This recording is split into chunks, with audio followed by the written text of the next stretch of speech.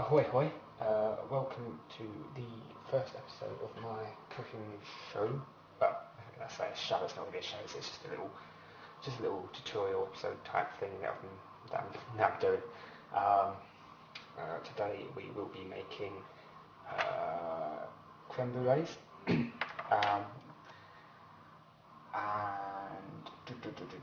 I'm going to, this should be a load of text on the screen now. Just telling you what you need. It's fairly simple. You just need cream, milk, sugar, eggs, and a vanilla pod. I'll give the exact measurements on the screen, and they should also be in the description below. This is the first episode, so it may be a little rocky. So you'll have to bear with me. I'm making the best of what I've got. So anyway, without further ado, I tend to measure all of the ingredients, into separate bowls and such. That's just my personal preference. Obviously you don't have to do that. It just makes it, personally I find it just makes it easier for me. I just, separate everything into its own bowls, just so that when it comes to doing it, you can just pour it straight into the pan, or whatever needs to be done with it. Now the first thing you're going to need to do is you're going to need to measure out your cream and also your milk. It helps to have a measuring jug of such, like such. Now I've already, as I said,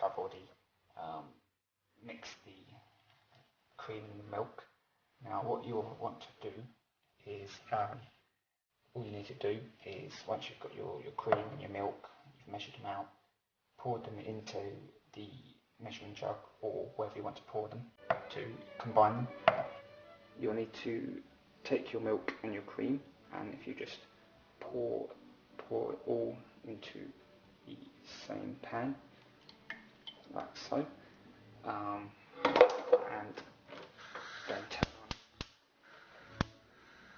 turn the pan on and just let that cook.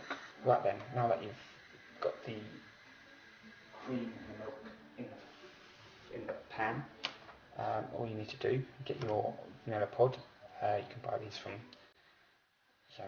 any shop, usually any good shop. They come in like the one I bought came in like a long thin tube. Now all you want to do, it's going to be a little bit difficult to see. You can see the curly sort of end there. You want to cut off that section and the other end section, and then cut down the middle, like so. It's going to be a little bit difficult to see because my hand's going to be in the way.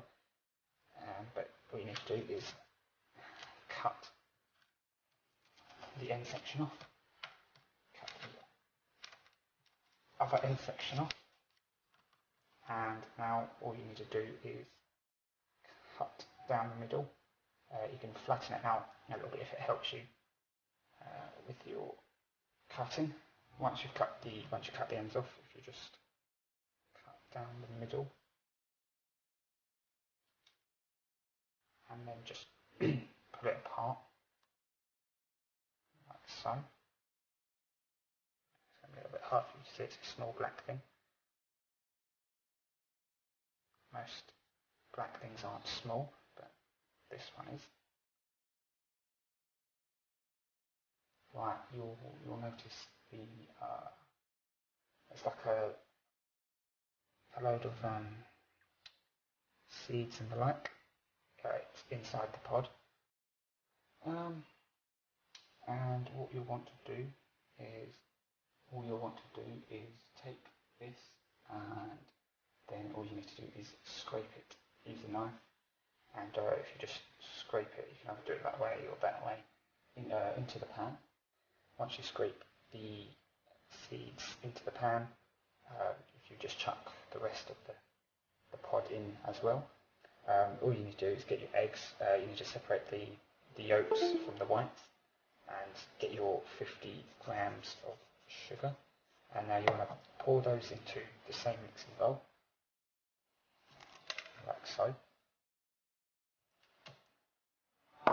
And then you will need to get an electronic whisk. Now, as you can see, hopefully, now it's bright yellow. What you need to, once that's all mixed in, try to save as much as possible.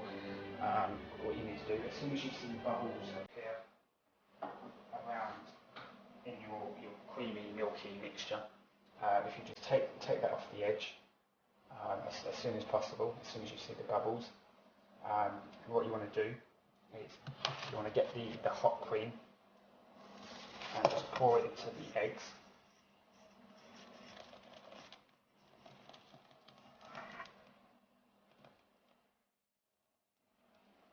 Okay, and now once you've done that, you want to grab a sieve, any sort of sieve will do, a big one or a small one, and now all you need to do is you just want to strain the mixture. This just helps. It allows obviously you want the full flavour of the vanilla, so you keep the vanilla pods in the mixture at first whilst it's cooking, and then obviously you don't want people to be chewing through tough vanilla pods. Now if you just get the back of a fork or a spoon, you can just sort of, spoon would probably be better for this, you can just sort of push down on the sieve just to help any loose seeds get through. You want as many vanilla seeds as possible, just cram them through the hole. Push down hard, just like that. Okay, and now once you've pushed all as many seeds as you possibly can until this through the sieve, all you need to do now, get a spoon, a tablespoon or some such, and what you want to do is you just want to try and get rid of all of the foam. Now the foam is just the tiny little bubbles. Stick it into a bowl like so. This is going to take quite a while. Now this is a fairly easy dessert if you're somewhat confident when it comes to cooking. Obviously if you're a beginner, then this may be a little bit daunting for you. It's not too hard. It's just milk, eggs, sugar, cream, vanilla. That's it's only 5 ingredients. You need some other bits and pieces just to make it to make it. Now after you've finished scooping the foam out, once you start seeing bubbles, that means you've gotten all of the foam. There's quite a lot there. There'll be quite a lot of foam.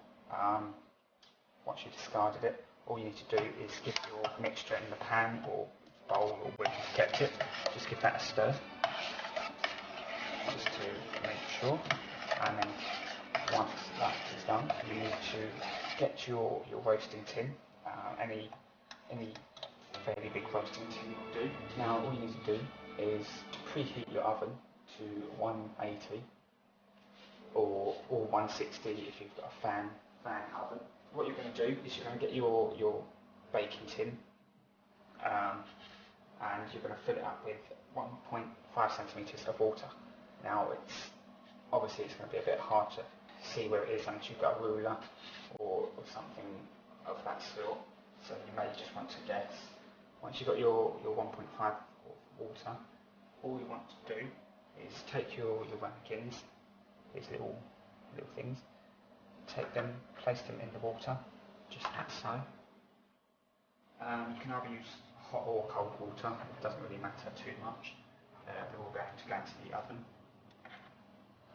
So you stick your ramekins in. It helps to have a jug or something you can pour water into. Careful you don't get it into the ramekins, otherwise that's going to be an tissue. Now once you've done that, make sure you haven't got any into the ramekin itself. If you manage to get water into your ramekin, then don't worry too much. All you need to do is get a bit of tissue, clean tissue paper, just press inside, just like so. And just get your tissue paper or your kitchen roll. Just get the kitchen roll, just dab inside as you would. Excuse my sausage fingers. And then it's all done, and you can just toss that off to one side. You want to take your hot cream and just pour them into the ramekins themselves.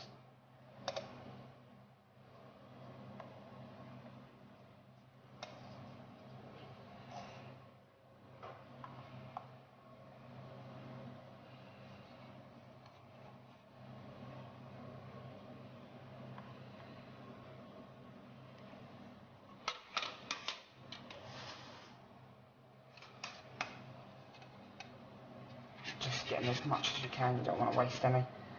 Now then, once you've done that, just put your pan over to one side. Fairly simple, fairly easy to do.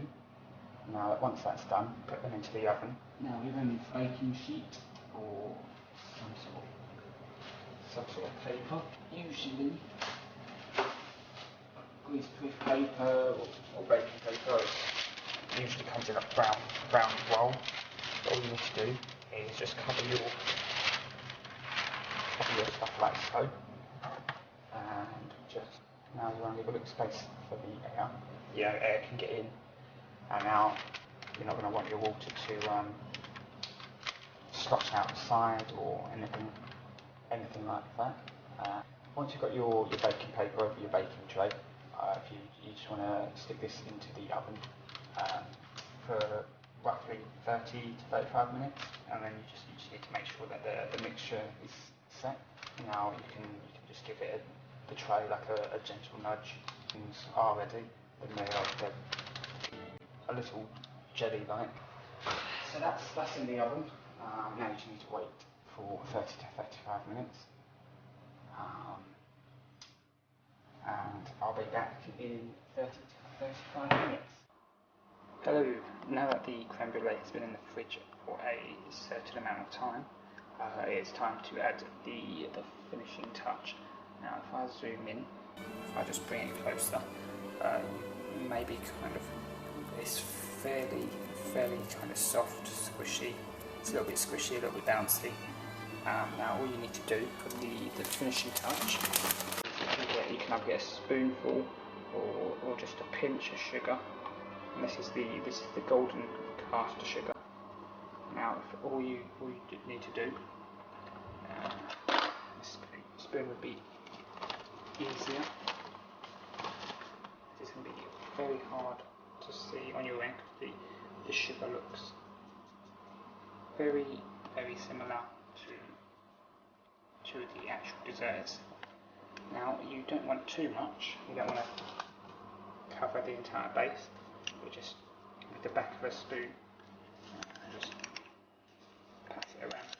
Now this part is kind of optional. I mean it's to do it properly you really need a blowtorch. You can get like a chef's blowtorch. Now this, I should warn you, this isn't a toy, it's not something to mess around with or anything like that. I mean it's just basic common sense. You don't want to mess around with something like this. But now that the warning is out of the way, and we turn the safety off. Once you've got the blowtorch going at a reasonable heat, all you need to do is to just very quickly rise the sugar. Now when you do this, the sugar will turn a caramelly brown. You just can't see. You want to be quick, you don't want to hover over it too much. All this does is it cooks it, turns it into a caramelly state that makes the surface really hard and crispy. And this is pretty much all you need to do. You don't want to hold it over too much because burn the sugar, and then it won't taste very nice at all. But once that's dealt with, you should be able to hear it's very, very hard and crispy, and that's pretty much it. Thanks for watching. This was a first trial. I've got pretty much second-hand equipment. That's why it's not, it's not professional quality. Hopefully, when I get some actual decent equipment. Thanks for watching.